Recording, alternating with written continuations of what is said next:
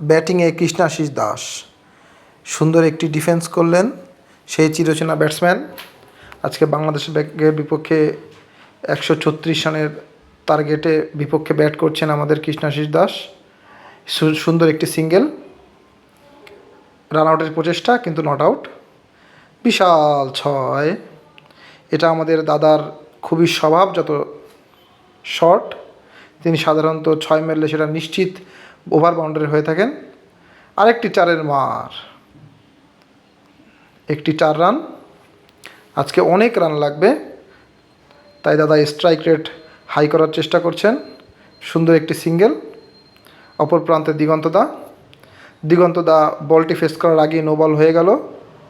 Free hit বলে bold হয়ে গেলেন দিগন্তদা। অপর প্রান্ত থেকে কৃষ্ণাশিস দা তাকে একটি সিঙ্গেলের আহ্বান জানালেন এবং সুন্দর একটি সিঙ্গেল। ব্যাট করছেন কৃষ্ণাশিস দাস। বলটি ওয়াইড হয়ে গেল। অনেক রান প্রয়োজন, তাই প্রতি বলে 6 কিংবা 4-এ বল মারার চেষ্টা করছেন। আরেকটি সিঙ্গেল। অপর প্রান্তে হুমায়ুন, বাংলার হুমায়ুন বলা চলে, তিনি আজকে একটি বিশাল 50 মারার প্রত্যয় নিয়ে মাঠে নেমেছেন। আরেকটি ছক্কা। এটাই হলো আমাদের কৃষ্ণাশিস দাস। তিনি যখন ব্যাট করেন তখন বলে 6 হয় এবং বলাররা তখন নাভিশ্বাস অবস্থা হয়ে যায়, কোথায় বল ফেলবে। আরেকটি সিঙ্গেল, সেটা তারা বুঝে উঠতে পারে না কোথায় বল ফেললে তাকে দুর্বল করা যায়। আরেকটি সিঙ্গেল। অপর প্রান্তে হুমায়ুন ভাই বিশাল ছক্কা মারার প্রচেষ্টা কিন্তু ব্যর্থ। লেগ বাই একটি সিঙ্গেল।